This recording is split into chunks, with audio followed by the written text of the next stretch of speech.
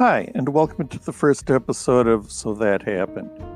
This is not what the normal podcast is going to sound like. Consider this an introduction. Today's episode is just going to be me talking to you about WisCommunity. I'm Steve Hansen. I'm the publisher at WisCommunity, but I wear a lot of other hats in the area. I am the vice president of the Menominee Market Food Co-op. I'm involved in the Wisconsin Farmers Union. I'm on the Environment Committee for Health Done Right, and I have been involved in the Citizen Action Northwestern Wisconsin Organizing Co-op. What is WisCommunity and how did we get here? Well, that's a long story, I'm afraid. I'm going to give you the Reader's Digest version today. I used to be a political blogger, and I was a political blogger during that heyday of political bloggers, particularly during what I often like to think of as the troubles in Wisconsin, but what other people would call Act 10. I spent a lot of time in Madison reporting on what was going on and actually did a daily podcast, although back then we didn't tend to call them podcasts, but it was reporting on what was going on in Madison on any given day. This was great, and for a while it was actually lucrative. I sort of became a blogging semi-star for a while there, got to give talks, got to talk to people in the media about what was going on in Wisconsin. But as with all good things, that all came to an end, and I found myself wanting to talk about things beyond politics and to build a platform that could be used in different communities around the state and would be easily accessible and usable by people who have slow broadband or are working from a mobile phone. This included building an interface so that discussions could happen via email but be reflected on the web platform. I was really inspired by some of the mailing lists in the area like Tell All and a few other ones. So I originally intended this to be more of a discussion and organizing platform. But it didn't work out that way. So it kind of begs the question, what if you build something and nobody comes? And that's more or less what happened. The site had a lot of readers, but never really has had much in the way of community participation. The answer here is that I'm trying to change focus a little bit. The site's become more of a straight journalism platform.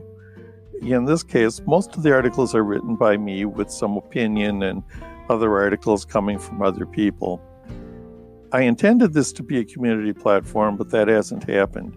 I'm trying to find out ways to make that change, and I'll talk to you more about that later.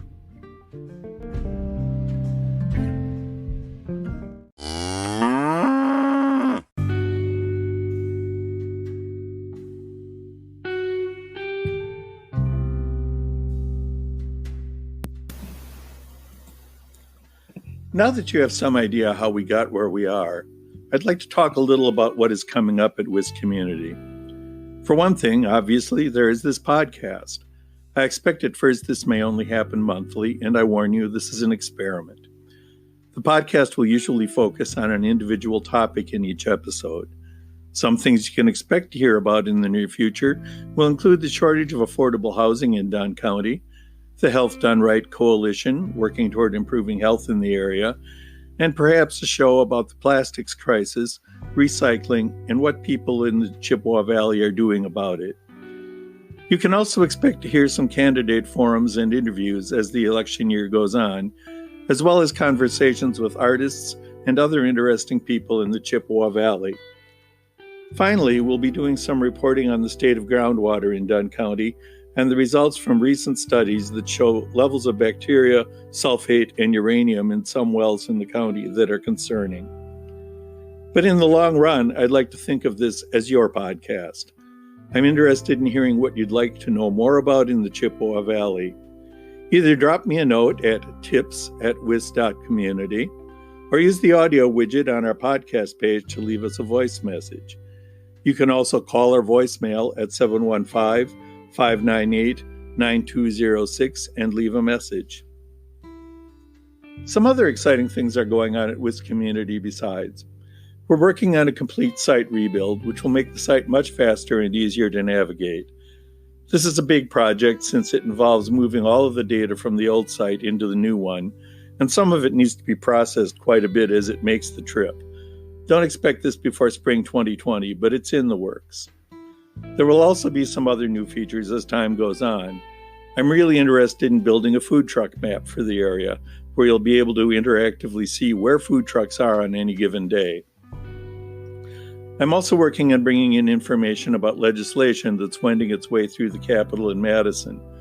All of that is currently available online, but if you tried to track a bill down, you know how difficult that can be. We'll be working with the Open States Project to smash that information down into a form that's easier to read and understand. We've recently invested in some new equipment to do live streaming. This won't be the typical sort of blurry live streaming you see on Facebook, shot out of a handheld cell phone, but video made with actual cameras and microphones and tripods.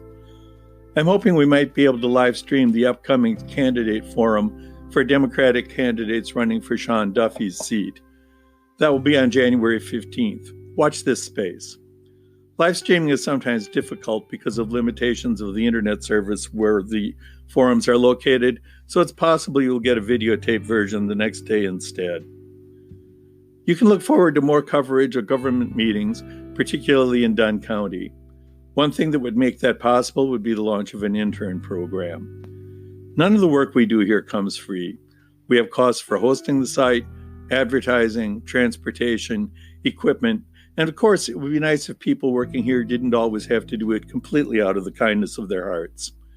If you're interested in seeing this work continue, please consider becoming a member of WisCommunity. You can find out more at the website.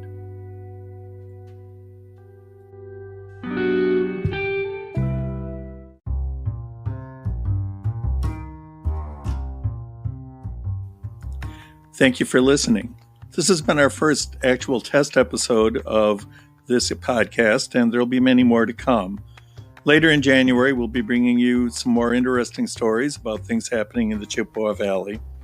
If you've been wondering why I sound a little odd on this podcast, I've been battling bronchitis, which is part of the reason this episode's come out a little later than we expected. I can speak a little bit now.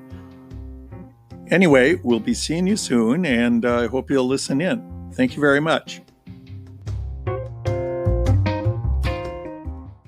The podcast you just heard was made using Anchor. Ever thought about making your own podcast? Anchor makes it really easy for anyone to get started. It's a one-stop shop for recording, hosting, and distributing podcasts. Best of all, it's 100% free. Sign up now at anchor.fm/new. That's anchor.fm/new to get started.